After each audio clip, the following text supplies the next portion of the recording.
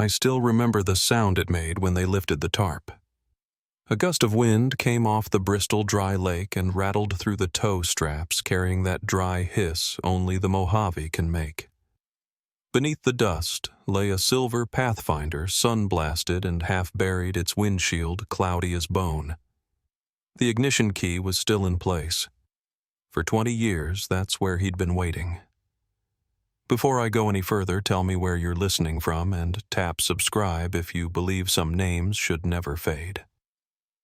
Back then, I was still working nights for the California Highway Patrol out of Barstow. Spring in the desert means warm days, cool evenings, and a horizon that seems to stretch forever. Every morning smelled faintly of motor oil and hot sand. The wind carried that low hum from Interstate 40, the rhythm of truckers, commuters, and wanderers chasing open road. Barstow's a small place, the kind where folks wave even if they don't know your name. We had one diner that opened before sunrise and a handful of auto shops scattered along Main Street.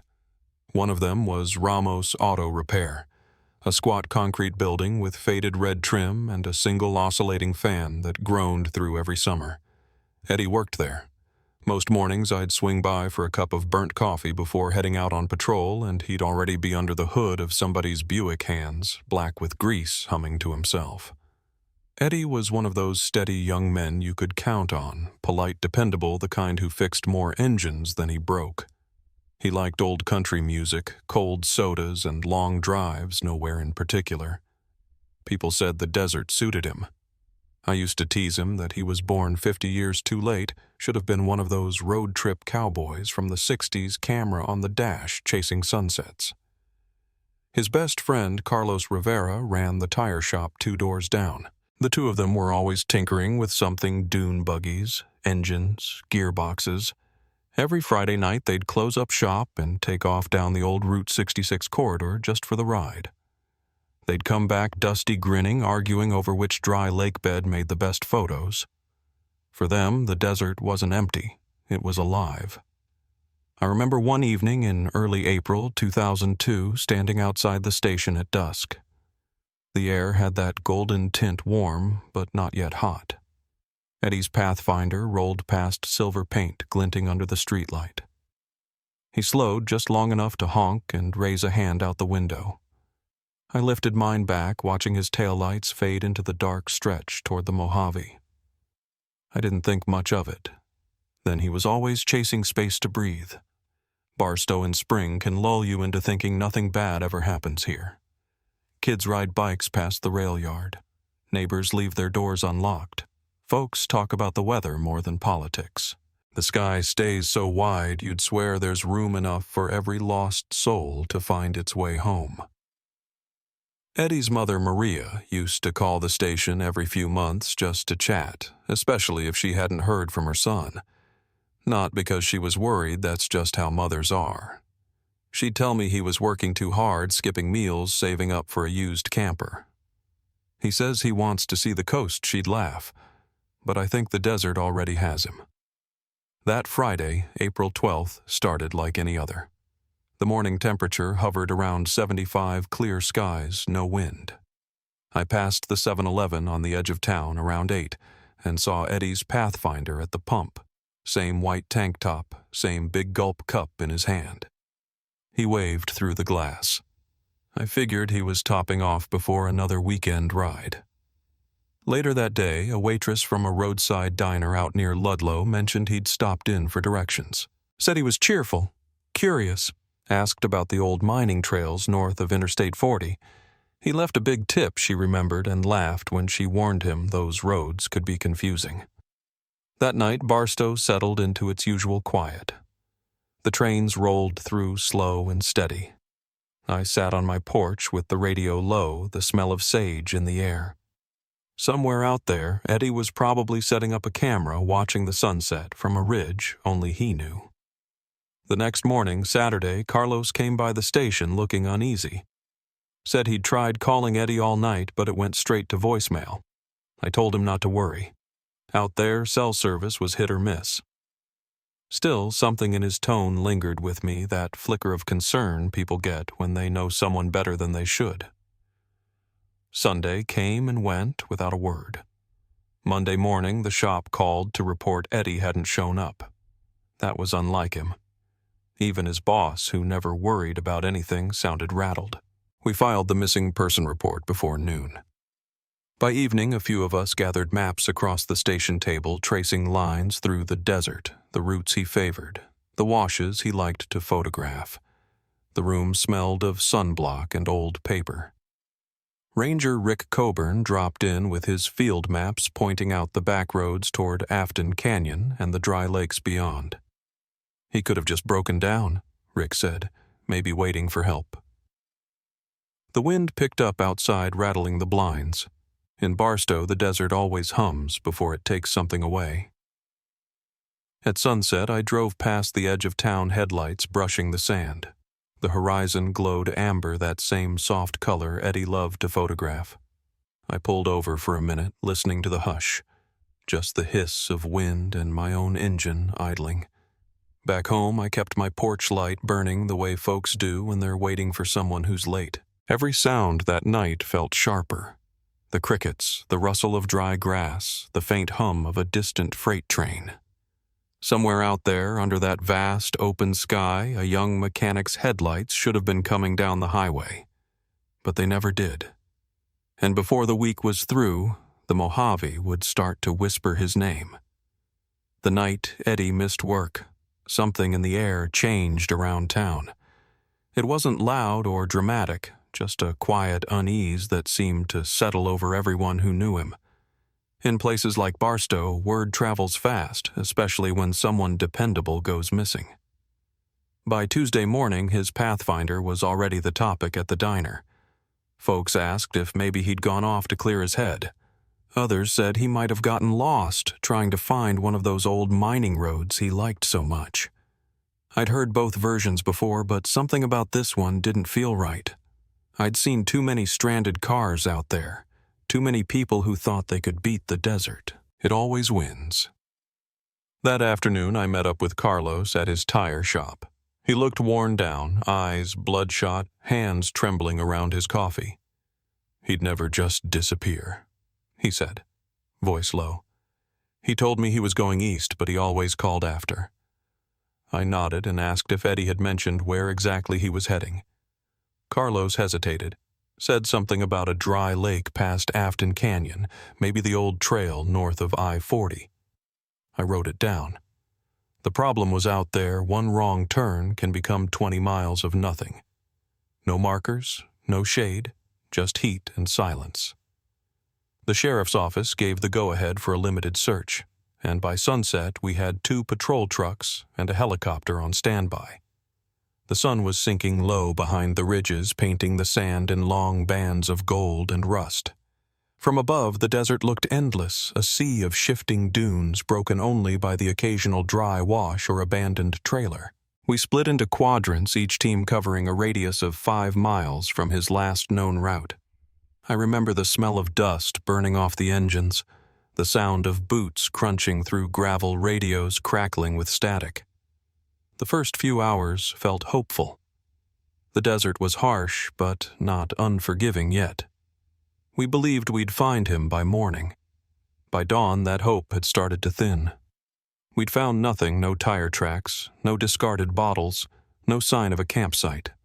The wind had picked up overnight, erasing what little we might have seen. Out here, sand doesn't just cover your footprints, it swallows them. The helicopter swept the dry lakes in wide arcs, kicking up plumes that vanished as fast as they rose. Every ridge looked the same, every shadow a trick of light. Around noon, I climbed onto a small outcrop to scan the horizon. The heat shimmered so hard it bent the distance like water. Somewhere beyond that glare, I told myself he was waiting for help. That evening, I called Maria Ramos, his mother. She answered softly as if she already knew what I was going to say. "He always calls when he's out," she said. "Even when there's no signal, he finds a payphone." Her voice caught on the last word. I didn't have an answer for her. The desert has no payphones, not anymore. I promised we'd keep looking. When I hung up, I felt that promise sit heavy in my chest. Over the next 3 days, we expanded the grid, bringing in volunteers from Ridgecrest and Barstow. The heat climbed past 100 degrees. I remember watching a lizard dart under a rock for shade and thinking even it was smarter than most of us out there. We drove until our compasses turned unreliable and our engines overheated. Rick Coburn, one of the rangers, told me he'd seen Dust Devils form where we'd just been minutes before, like the Earth was erasing its own evidence. By the 5th day, we found a single clue, a flattened soda can half buried near a ridge. It was the same brand Eddie always drank. I bagged it anyway, knowing full well it could have come from anyone. Still, it was something to hold on to. When I radioed it in, Rick just said better than nothing. That phrase became a kind of mantra for us, better than nothing, though each day it sounded less convincing. As the sun went down on the 6th night, I drove alone along the trail that wound past the dry lake. My headlights swept over a field of jagged rock, then nothing but sand. The wind had died, leaving the air so still you could hear the engine ticking as it cooled. I got out, switched off my flashlight, and stood there for a long time. The silence pressed close, heavy, and absolute. When the desert goes quiet like that, it's almost like it's listening. We called off the official search 2 weeks later. Funding ran out, and there were no new leads. The sheriff called it an environmental disappearance, which is just a tidy way of saying the Mojave got him. Maria and her husband still drove down from Bakersfield every weekend, posting flyers on rest stop boards and gas pumps. The photo showed Eddie leaning against his Pathfinder, grinning under that wide California sun. Each time I saw it, I thought how that smile didn't belong to someone planning to leave. Months passed. Summer turned brutal, and the desert became what it always is, a furnace by day, a frozen ocean by night. People stopped asking about him. That's how it goes here. The sand covers everything, even memory. But not for Carlos. He'd still take his off-road truck out to the dry lakes once a month just to see if anything changed. Sometimes I went with him. We'd park near the ridges, shut off the engine, and listen. Nothing ever answered back. By the time fall rolled in, Eddie's case file had been reduced to a single binder, a few maps, a handful of statements, and one photograph of the Pathfinder that no one could find. I'd drive past that same stretch of highway, sometimes the one heading east, and catch myself glancing toward the horizon like maybe I'd spot a glint of metal or a figure walking the road. It never happened, but I couldn't stop looking. Years went by like that. The file gathered dust, the memory of the search fading into the kind of local story people mention over coffee and then forget. Remember that mechanic who vanished out by Afton Canyon, they'd say. Never found him, and that was the end of it. But every once in a while, usually after a strong wind, someone would swear they saw something out there, a flash of silver half buried in the sand. Most times it was just scrap metal or a mirage. Still, I couldn't shake the feeling that the desert was holding something back. Then came the spring of 2022. I was long retired by then, living quieter days helping out with search and rescue when they needed an extra pair of hands. The call came on a Sunday afternoon. A group of off-roaders out near Bristol Dry Lake had hit something solid. Might be a wreck, the dispatcher said. "You'll want to see this." I felt that old pulse of adrenaline, the same one I hadn't felt in years. When I reached the site, the wind was fierce, sweeping clouds of grit across the ground. The men were standing beside a dune, their ATVs half buried.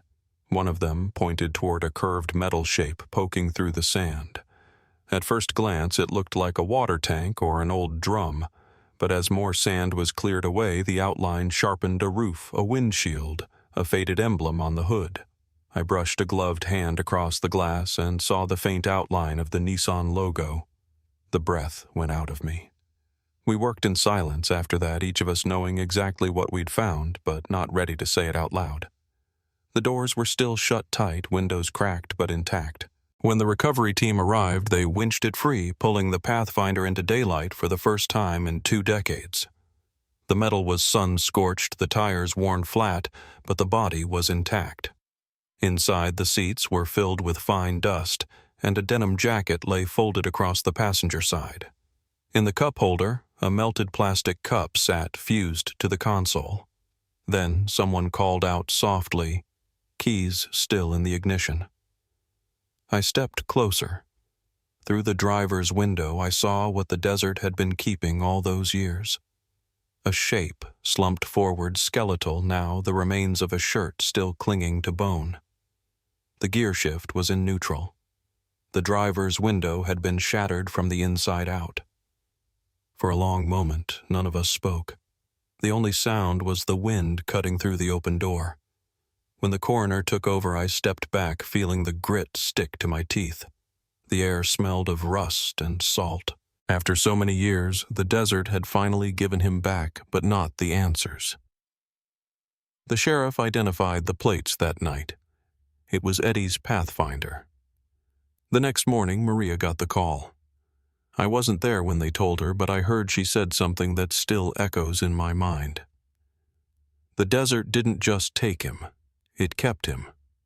Forensics came later, details that made less sense the more you looked at them. The fuel tank was still half full. Water bottles in the back seat were unopened.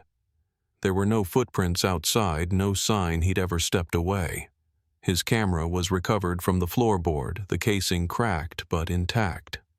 The photos inside would change everything, but we didn't know that yet. That night, after the recovery crew left, I lingered by the taped-off site. The wind had calmed, and the moon threw a pale light over the dunes. I could see where the sand had formed a kind of hollow around the spot where the Pathfinder had rested, like a wound slowly closing. I stood there a long time thinking about all those nights Maria left the porch light on and all the miles Carlos drove looking for tire tracks that never existed. It felt strange seeing the story end where it began, out there between the ridges under the same sky Eddie loved so much. We'd finally found him, but not in any way we'd hoped. As the headlights of the tow truck disappeared down the dirt road, the desert fell silent again. I turned back toward the horizon. For the first time in years, I thought I heard something faint, a whisper of metal shifting under the sand. Maybe it was just the wind. Or maybe after all that time, the Mojave was breathing again. The case file would call it exposure, a simple end to a complicated mystery. But as I drove home that night, I couldn't shake the thought that the desert doesn't give up its secrets without reason. It had kept him safe, hidden, untouched for 2 decades, and now, just as quietly as it took him, it had decided to return what was left. Still, I knew this wasn't over. The photos from that camera were waiting at the lab, and whatever they showed, whatever Eddie had seen in those final moments, would tell us why he never came back. The evidence lab was quiet that morning, the kind of sterile calm that makes even footsteps sound like they're trespassing. I stood behind the glass while the technician eased the camera open, working with a steadiness that only comes from habit.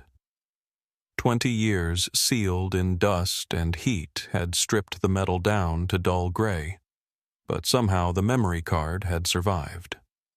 When the screen flickered to life, no one spoke. The first image showed the desert at sunset gold fading into violet. Nothing unusual.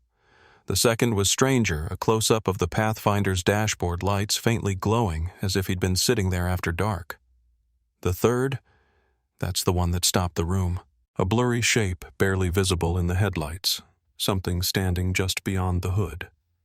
Too far for detail, but close enough that every instinct said human. I felt the same chill then that I'd felt in the desert wind, that sense of being watched by something that doesn't need to move to make its presence known.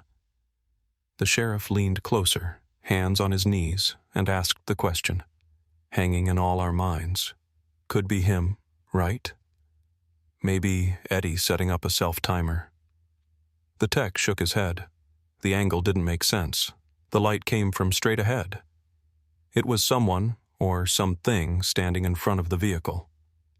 The room went quiet again, the only sound the hum of the monitor.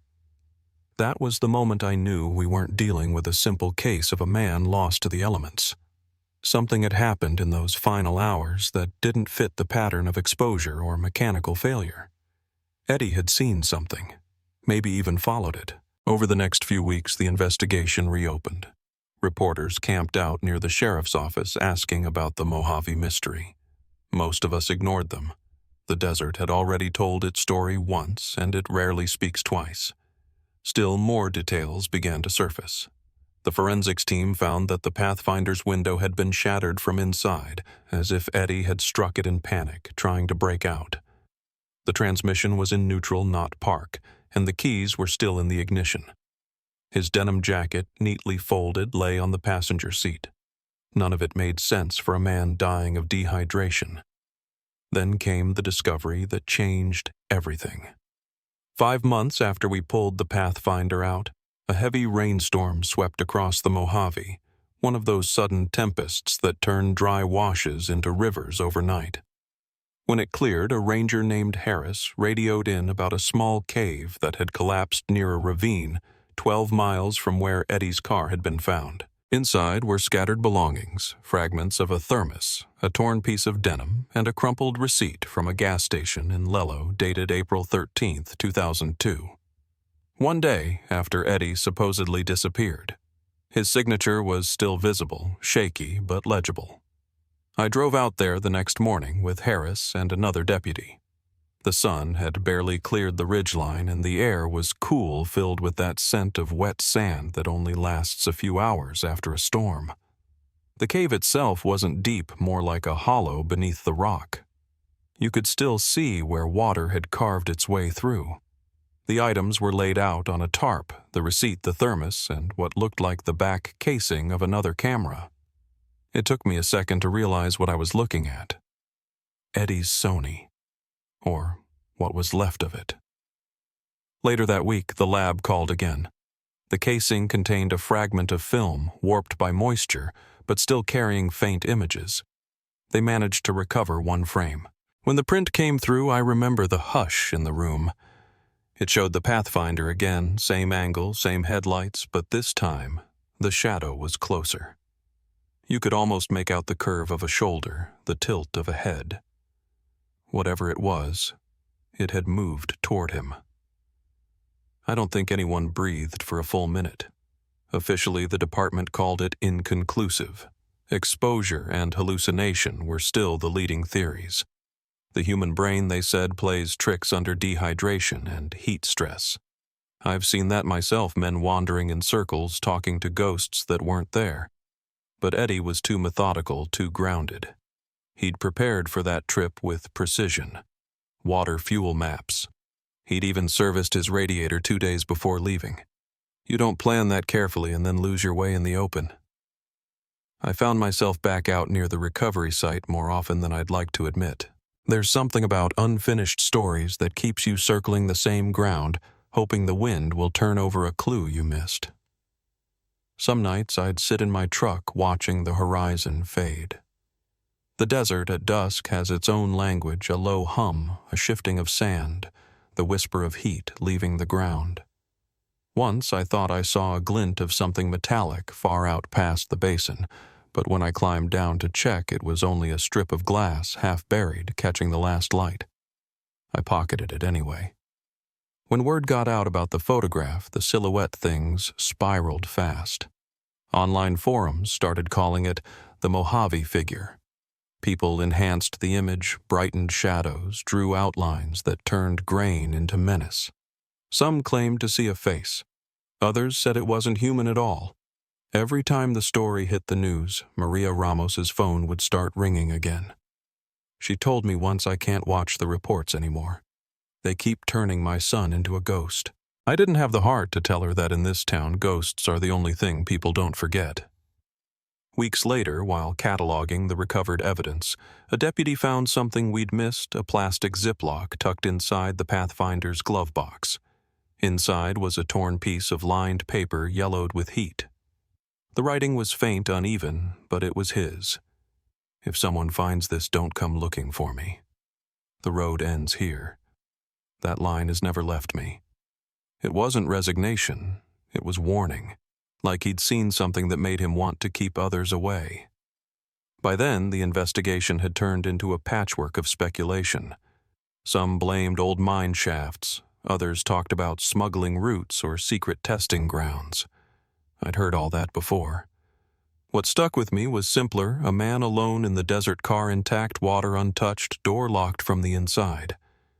The evidence didn't line up with panic or despair. It lined up with choice. He'd left that vehicle on purpose. A few months later, a retired truck driver came forward after seeing a news segment. His name was Frank Delgado. He said he'd seen Eddie that same night back in April 2002 near a defunct gas station off Route 66, 10 miles from Afton Canyon.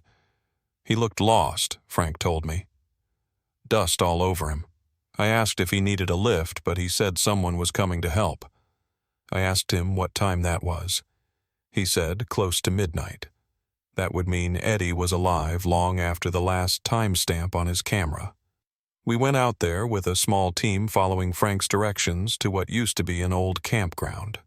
The place was half swallowed by sand, just a few warped signs and the skeleton of a picnic table. Under a tattered blue tarp buried shallow in the dirt, we found a rusted metal box. Inside were a disposable camera and a notebook wrapped in plastic. Most of the pages were ruined, but a few lines could still be read. Still no road, still no radio. Saw lights last night. Looked like car beams, but too high. I think someone's out there. I remember sitting in the back of my truck that night, reading that page over and over. The handwriting grew more erratic toward the end letters, slanting like he'd been writing in the dark. The final entry simply said, "I followed them. The lights." I shouldn't have. I closed the notebook and felt that familiar sting in my throat. After 20 years, we had his words, not answers, but the last thoughts of a man trying to make sense of something just beyond his understanding. The sheriff dismissed it as delirium, a product of exhaustion and isolation. Maybe he was right. But there was one more thing we found near that box, a lens fragment from a camera cracked clean through the glass, warped from years in the heat. When I held it up, sunlight scattered through it like a prism. For a split second, I thought I saw the faintest shape reflected there, tall, thin, stretched against the dunes. Probably a trick of light. Probably. As we packed up that night, I turned back once more toward the horizon. The sky was bleeding orange into gray, and the wind had started to rise. It carried the smell of dust and something faintly metallic. I thought about Eddie out there walking toward those distant lights, believing they were headlights, believing someone was coming.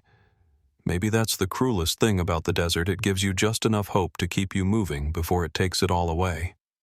When we left, I looked down the long, straight line of Route 66, disappearing into the dark. For 20 years, I'd thought the road ended with Eddie. Now I wasn't so sure. Something else was waiting out there, something he saw, something he tried to warn us about. And I couldn't shake the feeling that whatever it hadn't finished its story yet. The morning the lab called about the fourth file, I was sitting in my truck outside the station drinking coffee that had already gone cold. The tech's voice on the line was steady, but I could hear something under it, a strain, maybe disbelief.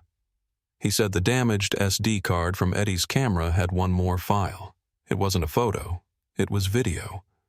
22 seconds long. He didn't say what was on it, only that I should see it for myself. I remember the way the steering wheel felt beneath my hands as I drove across town, rough from years of sun. I'd been on plenty of cases where the dead left behind words, maybe notes or voicemails, but never their own last sight. That's what this was, 20 seconds of someone's final moments captured without intention. The lab was dim, just one desk lamp over the monitor. They played the clip once, no sound at first. Wind filled the background when they turned up the volume, a low, steady howl, sand hitting glass. The camera pointed toward the passenger window, and the reflection of light flickered across the inside of the car. Eddie's voice came next, quiet but labored, saying he couldn't find the road. There was a pause, then movement. He turned the camera on himself for a split second, face glistening with sweat, eyes wide with confusion or fear. It wasn't what he said that got me. It was the way he was breathing short bursts like a man who knew he was running out of time. Then the camera shifted again, catching the windshield. Something crossed through the beam of headlights, a long, thin shape gone almost as soon as it appeared. Eddie whispered, "Who's there?" And then you could hear the click of the door latch, a burst of wind and static. The clip ended there. Nobody spoke. We just sat in the hum of that room, the air heavy with something too old to name. I'd been a cop long enough to know when fear was real, and what I'd heard wasn't panic from dehydration. That was recognition, the sound a man makes when he sees something he shouldn't. The sheriff called for an immediate review. Specialists came in, analyzed the footage, said it could have been artifacting, maybe a distortion caused by sand whipping against the lens. But none of us who'd seen it believed that. Eddie had seen someone, or something. Word leaked within a week. Some reporter got hold of the description and called it the Mojave tape. Within days, it was online, torn apart, frame by frame. Theories spread like wildfire: aliens, secret government projects, lost miners haunting the desert. None of that helped Maria. She stopped answering the phone. When I visited her home in Bakersfield, she opened the door slow, wearing a sweater, even though it was near 90 outside. "They keep calling," she said. "They want to buy the story." Her living room still looked the same as it had in 2002. Family photos, a half-finished jigsaw puzzle on the table. She'd left the porch light on the same bulb she'd replaced year after year waiting. She asked me if the video was real. I told her yes, but I wished I hadn't. In the weeks that followed, I spoke to everyone who'd ever gone off-roading with Eddie, trying to piece together his last days. Carlos was one of the first to meet me. He showed up at the diner, hat in his hands, voice rough from sleepless nights. He talked about lights, he said. Told me once he saw headlights moving across the dunes where no road exists. He tried to laugh it off, but I could see the tremor in his jaw. I told him maybe it was rangers or another group camping out there. He just said, "No, these don't move like that." I thought about that for a long time. Out in the Mojave light does strange things. Heat can bend at distance, can play tricks, but sometimes even the most rational explanations don't fill the silence that follows. I asked Carlos if Eddie ever mentioned being scared. "Not scared," he said quietly, "just curious, like something was calling to him." Then, about a month later, we got another lead, an older ranger. A man named Coburn came forward after seeing the footage online. He'd been part of the original 2002 search. When I met him in person, he looked smaller than I remembered, shoulders stooped, skin browned like desert leather. "There was one thing I never put in the report," he said, staring down at his hands. "That first night we were out there, we saw lights in the sand. Headlight bright, but there was no vehicle. They disappeared when we got close." He gave a tired smile, as if already regretting the words. We figured it was stress reflections off metal, maybe even our own beams bouncing back. But I can still see them, 2 points of light hanging just above the ground. I didn't know what to say. The truth is, after enough time out there, the mind starts to take on the shape of the desert, wide, empty, waiting to be filled. You learn to trust your eyes only as much as you trust the wind. The department closed the case again, labeling it exposure and fatigue, same as before. Officially, that was the end of it. But unofficially, none of us believed the paperwork. There were too many contradictions: the gas receipt from the next day, the note, the camera fragments. The investigation had edges that didn't fit together, like a puzzle warped by heat. A few months passed in silence. Then a retired detective from the original team called me out of the blue. "There's something you need to know," he said. I met him at a cafe just off the highway. He was pale thinner than I remembered stirring his coffee without drinking it. He told me that during the 2002 evidence sweep, a small Ziploc bag had been found inside the Pathfinder's glove compartment, something I'd never heard mentioned. Inside was a piece of paper folded 3 times, written in Eddie's hand. The same message that had circulated online, but this time he added, "If someone finds this, don't come looking for me." "The road ends here." He said the department had kept it quiet to avoid feeding rumors. I stared at him for a long moment and finally asked, "Do you think he meant it?" He looked up, eyes wet, and said, "I think he saw something that made him stop believing the road led anywhere worth going." I drove out to the desert again that night. Old habits die hard. The moon was full bright enough to paint the dunes in silver. I parked near the wash where his car had been found and cut the engine. The air was still no wind, just the ticking of the cooling metal. I stepped out and stood there, letting my eyes adjust. The desert at night has a sound most people never hear, like breath moving through miles of sand, faint but steady. I thought about Eddie sitting there 2 decades earlier, camera in hand, chasing a line of lights across the horizon. Maybe he thought he was heading toward help. Maybe he thought he was documenting something rare, something beautiful. Or maybe by the time he realized what it was already too late. When I finally turned back toward my truck, something caught my eye.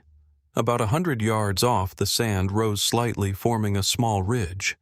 I walked closer and saw the faint impression of metal under the surface, a glint from something buried. Probably debris from the recovery, I told myself. Still, I brushed the sand away until I could see it clearly. It was a fragment of glass, curved and clouded, maybe from a lens. The edge was cracked, melted by years of heat. I held it up to the moonlight, and for the briefest moment I saw a reflection in it, a tall figure standing just behind me.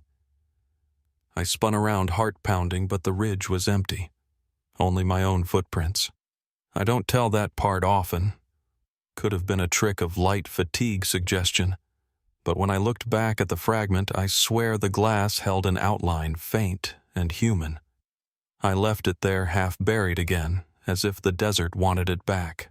Driving home, I realized the story wasn't just about a man who disappeared. It was about the pull of the unknown, the way curiosity can lead you past the point of no return.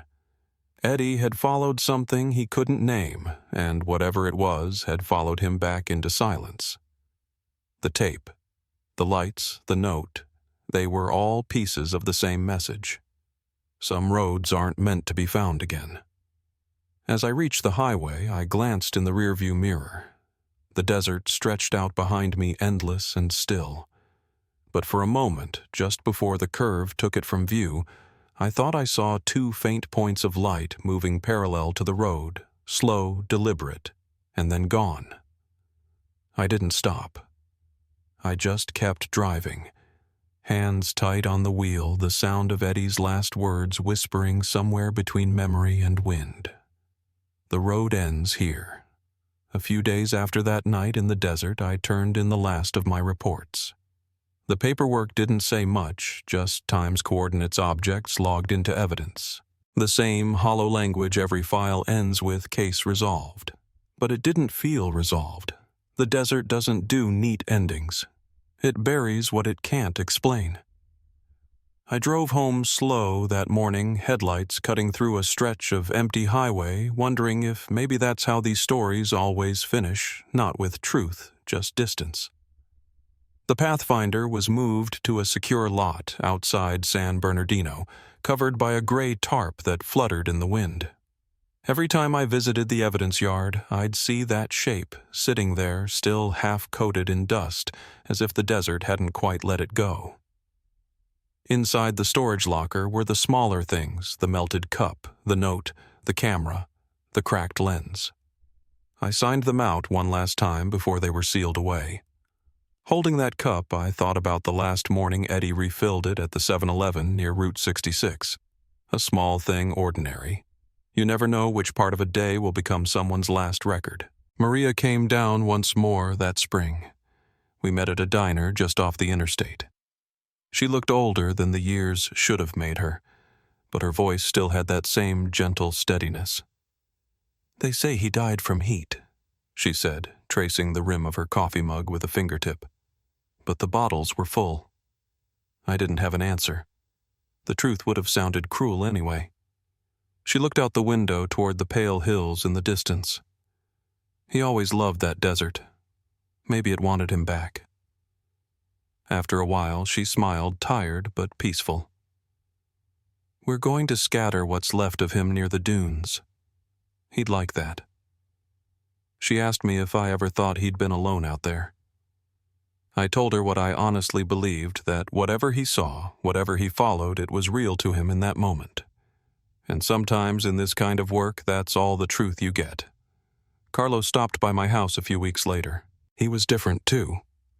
Quieter, the kind of quiet that comes when a person has finally run out of what-ifs. He carried a small box under his arm, old shop patches, and a photograph of him and Eddie leaning against the Pathfinder years earlier. "I'm done searching," he said. "But I'm not done remembering." I told him that's the best any of us can do. When he left, I watched him drive off toward the same horizon they used to chase together. The sun was dropping low, turning everything the color of rust. For the first time, I realized I'd started to measure time by the light out here, not by clocks. That summer, storms rolled across the Mojave again. They say one of them hit hard enough to reshape entire ridges, carving new channels where none existed before. The site where we'd found Eddie's car was nearly gone by the time the next team checked it. A dune-flattened tire ruts erased the desert, reclaiming what we'd disturbed. I thought about that more than I probably should have. It felt like the land was trying to put everything back the way it was before we started digging. Like we weren't supposed to know. Not long after the department archived the case, officially closed, but unofficially it lingered. The footage, the notebook, the receipt they turned up in every late-night podcast and online thread for months. Folks saw meaning in the things we couldn't explain. They called it the Mojave Lights, the vanishing mechanic. A dozen other names meant to make mystery easier to swallow. I stopped reading after a while. None of it had anything to do with the man who rebuilt engines and spent his weekends chasing the color of the desert sky. One night, I went back to where it all began, the gas station outside Barstow. It had changed ownership, but the same pump stood there, paint faded and cracked. The cashier was young, didn't know the story. I bought a soda anyway, just to stand where Eddie had been that morning in 2002. The clerk asked if I needed anything else. I said, "No, just passing through." He nodded, not realizing that's exactly what Eddie had said 20 years earlier. Some words just echo like that. Over time, the noise around the case faded. The world moves on, even when parts of it stay stuck. I still get calls, sometimes newcomers to the unit, asking what really happened, if I think he was running from something or if maybe he just got lost. I tell them the same thing every time. He wasn't running and he didn't get lost. He followed something he thought was worth finding. That's all any of us ever do. Maria's house sold a few years later. The neighbor told me she'd moved up north to live with her sister. Before she left, she mailed me a small envelope. Inside was one of Eddie's old photos printed from a roll we'd never developed. It showed the desert just before sunset, empty, endless quiet. On the back, she'd written, "He made it this far. I keep it in my desk drawer. Some nights when the wind picks up, I take it out and stare at that horizon, the one he was always chasing. It looks like freedom until you remember how far away it really is." Carlos still visits the dunes every April. He leaves flowers and one of those shop patches, the ones that read Ramos Auto and Repair. He told me last time he goes more for himself now than for Eddie. "You stand out there long enough," he said, "and you start hearing things. Not voices, just something." He laughed then, but not in disbelief, more like a man who's made peace with never getting answers.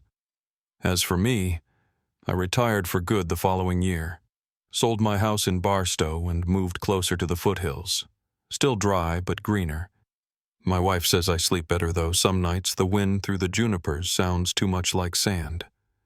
There are moments just before dawn when I wake thinking I hear an engine idling faintly in the distance. Always fades before I can place it. Maybe it's nothing. Maybe it's memory. Looking back now, I think Eddie's story taught me something I didn't want to learn, that not every mystery is meant to be solved. Some just sit there on the edge of understanding, daring you to fill in the rest. The camera, the lights, the note, they weren't evidence of anything supernatural or sinister. They were proof of how far a man will go once he starts looking for meaning in the quiet. The desert gives you silence, and if you listen long enough, it'll start to sound like truth. In the end, there were no villains here. Just a mechanic, a stretch of road, and a horizon that wouldn't stop calling his name. The Mojave keeps its own kind of faith. It buries what it must, and when it's ready, it gives a little back. All we can do is stand there when it does, trying to understand what it's offering. Every so often, I drive east again. I park near the old turnoff and kill the headlights. The desert at night feels different now. Less like danger, more like a heartbeat. I sit there until the sky turns the color of ash and think about that last photo on Eddie's camera, the one of the sunset. Maybe that's what he wanted to capture all along, a moment when the day fades but doesn't quite die, where the road ahead is just a shadow but still there. Maybe for him that was enough. If this story stayed with you, share it not for views, not for headlines, but so no one's name gets lost to the dark. Because sometimes all we can offer the lost is the sound of their story still being told. And out here in the quiet, I like to believe Eddie can still hear it.